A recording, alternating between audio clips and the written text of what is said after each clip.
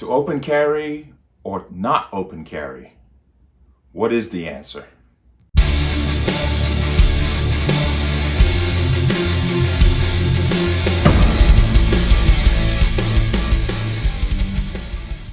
Welcome to another installment of the Connecticut Gun Bench. This video is brought to you today by P.A.N. Firearms LLC. P.A.N. Firearms for your NRA certification and multifaceted gun training.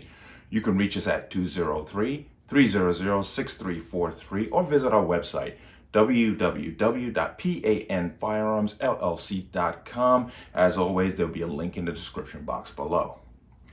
But let's talk about this. Now, this came across my feed on one of my social media accounts, and I took notice and found it very interesting. This was from last year, January. But basically what happened was, Detroit, Michigan, a gentleman was open carrying his firearm at a gas station there, and he was robbed of the gun. It was obviously a crime opportunity. A couple of criminals saw an opportunity to get a firearm, and they took advantage of the fact that he did not have a retention holster. Okay, I got a video of that here.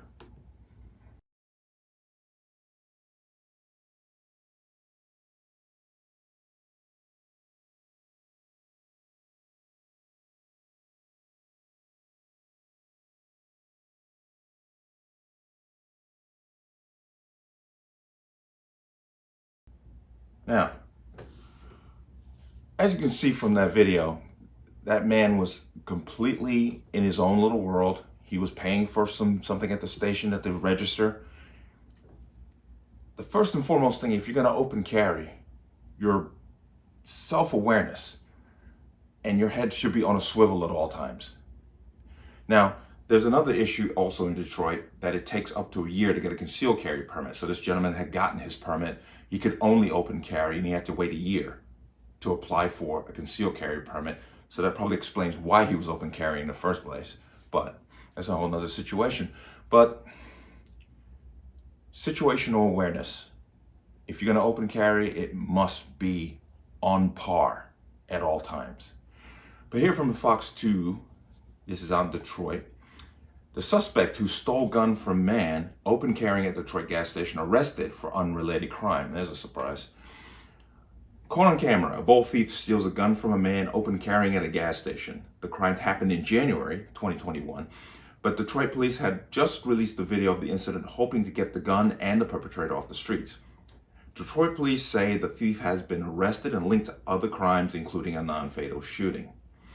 Once again, no surprise there. A surveillance camera at a BP at 7 Mile in Wyoming captured the perp in a red Nike hoodie walking up behind a 53-year-old man and carrying a pistol. He yanks it from the holster, points it at the victim, and takes off running with a second man who appears to be a partner in crime. Now, probably the guy standing in the doorway. It's just frustrating because someone may get shot, robbed, and then the guy who lost the gun is going to feel like, said Stephen Doland.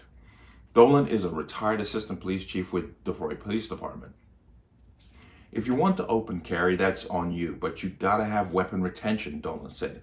He's referring to the holster where you can use like a thumb strap, and there are several different retention holsters, but he's referring to the holster itself.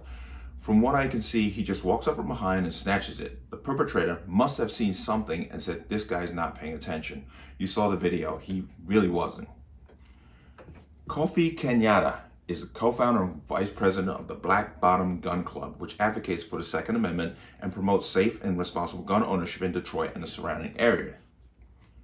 As I watched the video, I don't want to blame the victim here, but it's important that we have a perception of the elements in our immediate environment and make sure that we are aware of surroundings, alert to potential threats, as well as being ready and able to react to actualized threats, Kenyatta said. Based on the feedback from numerous instructors that are part of the Black Bottom Gun Club, there are many new Wayne County and Detroit firearm owners, and unfortunately they don't have the ability to properly, legally obtain their CPL. Kenyatta is referring to the nearly year-long wait to get an appointment with the Wayne County clerk to apply for a concealed pistol license. He and others believe that could lead to more people open carrying. Right now, police don't know if the man whose gun was stolen has a concealed pistol license or was waiting to wrap up the process with the clerk's office. Police say they initially put the notice for the information out. They already had the suspect in custody, but didn't realize it because he was being held in connection with another crime. A detective saw him on the news and contacted the PIO. Okay. Now, let me be very clear. I am not advocating against open carry. If that's your thing, please, I am all for it. But when you open carry a firearm, you have got to be so self-aware of what's going on around you, who is around you, and why they're there at all times. Now, I've never open carried. I've always been a concealed carry. Now, let me give you a perspective. I'm giving you a perspective of Connecticut. Connecticut is technically an open carry state. But here's the problem. Connecticut is also a blue state, which means it's very liberal.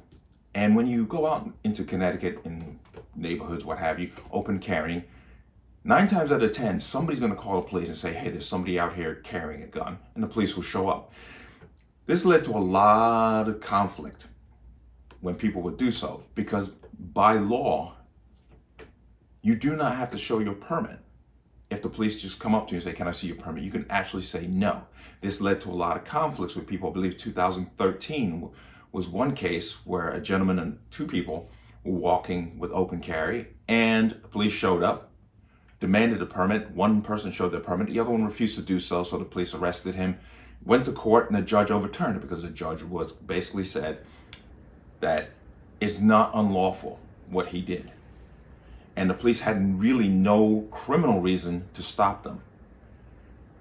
This, of course, led to other legislation. Immediately, police chiefs and legislators here in Connecticut tried to pass legislation stating that you must show your permit when police ask you to do so. Whole nother situation. But based on that, just that general idea is why I choose not to. Now, I've seen people in Connecticut here who do open carry, and that's fine. But you are drawing attention to yourself. And it's not necessarily the criminal element you're drawing attention to, is also the public. Because the public here in Connecticut, as I said, are very liberal, and they have no problem rushing to the phone to tell police. And as a matter of fact, they had a little campaign going, said if you see somebody open carrying, to basically dox them to the police. Another story. But I will say this, if you are going to open carry, which once again I have nothing against, you have to be 100% self-aware of what's going on around you at all times. If you're going to do it, I always recommend a retention holster if you're going to open carry. Simply because it's harder to snatch. As you saw in the video, that gentleman's holster was just a simple, it looked like a basic clip-on. But most importantly, be aware of who's around you and why they're there. As I said, I have never open carried, I always conceal. For obvious reasons. 1, I just don't want the aggravation. 2, I don't want the attention.